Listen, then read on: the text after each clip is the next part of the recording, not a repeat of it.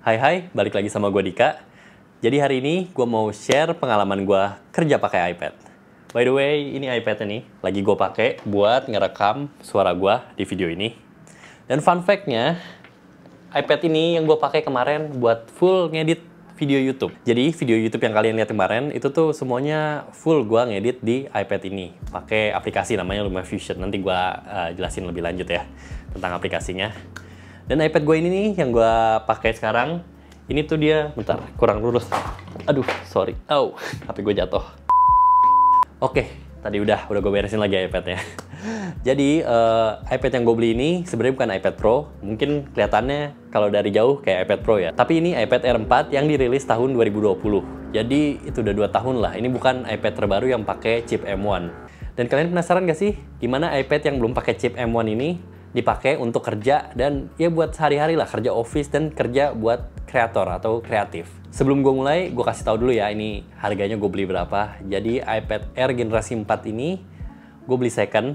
Dia yang kapasitasnya 256 GB, jadi udah lumayan lah, udah mirip-mirip laptop. Gue beli di harga 8,6 juta. Ya, lumayan, 8,7 apa ya? Pokoknya gue pakai diskon lah, cashback jadi 8,6 jadinya, ada potongan 100.000, lumayan. Jadi kalian bisa cek-cek aja di marketplace kalau kalian tertarik, karena sekarang iPad udah harganya udah lumayan turun ya, apalagi generasi lama. Jadi alasan gue beli iPad Air 4 ini dibanding gue beli iPad Pro yang 2020 ataupun iPad Pro M1, sebenarnya gue bisa sih beli yang iPad Pro M1, cuman ada terkendala dikit di budget karena agak sayang gitu gue ngeluarin duit segitu buat beli iPad, sementara keuangan gue juga lagi nggak bagus-bagus banget kan. Kayaknya gue mikir iPad ini cukup kok, terlebih gue dengan harga di bawah 10 juta gue dapet storage lebih banyak, yaitu di 256 GB. Pada akhirnya gue milihnya ya iPad Air 4 ini aja, karena gue lihat review-review orang-orang yang udah pernah pakai iPad Air ini, gue cari long term reviewnya. Mereka sih bilang ini oke dan udah cukup gitu buat kreator. Nanti abis kalian nonton video ini, kalian coba komen-komen di bawah aja. Mungkin kalian yang pakai iPad atau kalian yang pingin beli iPad, komen-komen di bawah aja mau tanya-tanya ataupun kasih pendapat kalian tentang iPad Air 4 ini. Pertama kali gue pegang ini dan gue pakai, gue bandingin sama MacBook Pro gue yang biasa gue pakai ngedit dan kerja. Ya itu agak beda ya, dari segi ukuran udah beda, ini lebih kecil. Terus juga portable-nya tuh lebih enak. Kalau MacBook gue kan harus dibawa pakai ransel atau enggak tas messenger yang gede. Kalau iPad ini gue pakai sling bag gue. Sorry, kena mic. Gue pakai sling bag gue. Terus itu juga udah muat gitu padahal itu bukan laptop holder, tapi bukan tablet holder, tapi muat di sling bag gue, dan gue bisa bawa itu kemana-mana gitu. Dan chargernya kan kecil, jadi portable lah. Dan gue di iPad ini juga cuma pakai flip cover. Gue belum beli aksesorisnya karena gue masih mikir-mikir. Aksesoris original Apple kan kalian tahu lumayan mahal ya. Itu yang Apple Pencil-nya sejutaan, hampir 2 juta.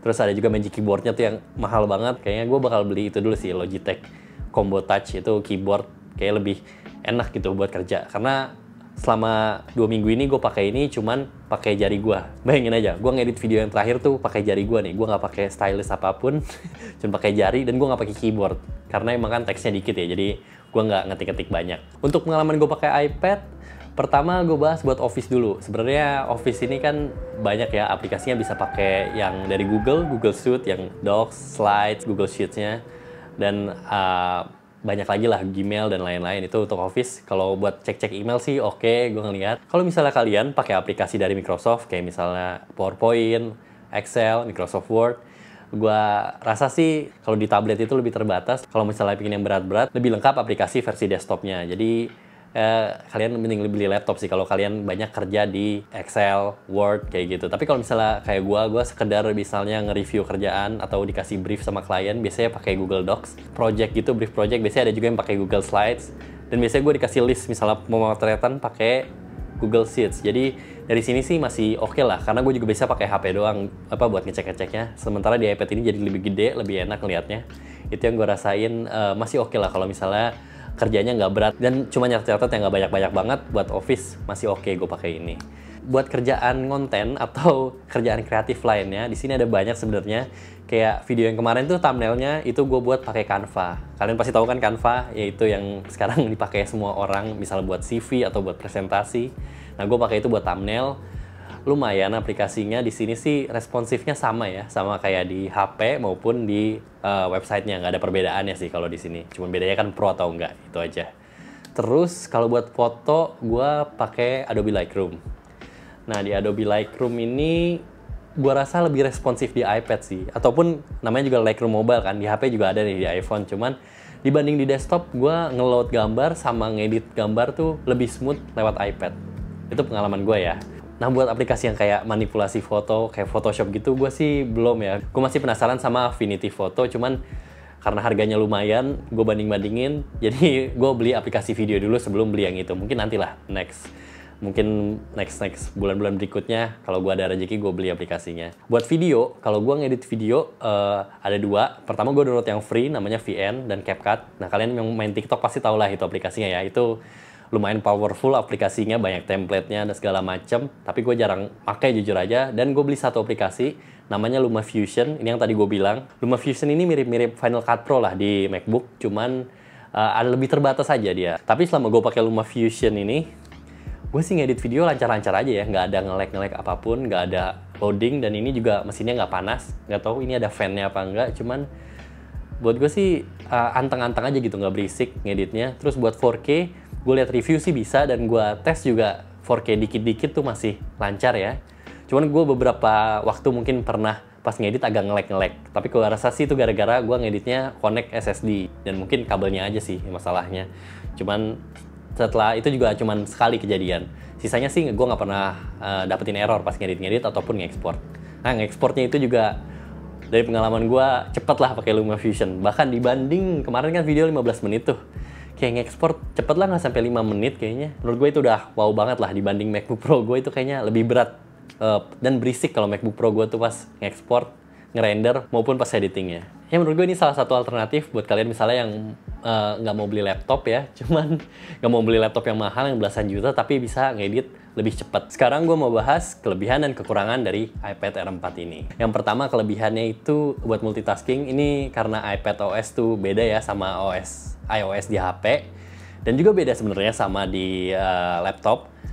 Multitaskingnya udah mirip-mirip lah, udah enak karena dia bisa tinggal drag and drop. Itu aplikasi, kalian bisa ngelihat dua aplikasi secara bersamaan. Dan kelebihan yang kedua, kayaknya aplikasi di sini lebih optimize, alias lebih apa ya? Karena dibuat khusus mobile atau buat iPad gitu, buat khusus ya.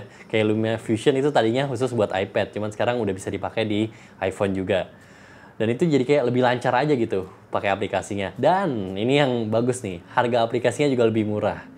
Kemarin tuh gue beli LumaFusion, dia harganya cuma 479.000, ya 480.000 lah. Lu bayangin itu murah banget sih dibanding Final Cut Pro yang ada di App Store, itu harganya tuh jutaan.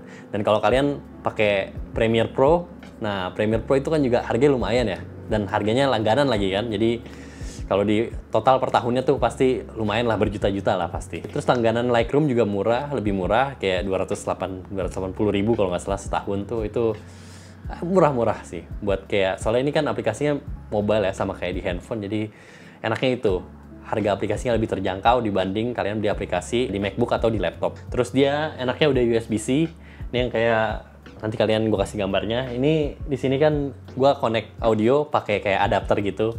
Yaitu mungkin antara pro dan kontra ya, antara kelebihan dan kekurangan ya. Jadi harus beli aksesoris lagi buat connect kayak headphone jack, terus connect SD card. Masukin SD card juga harus pakai adapter ini nih.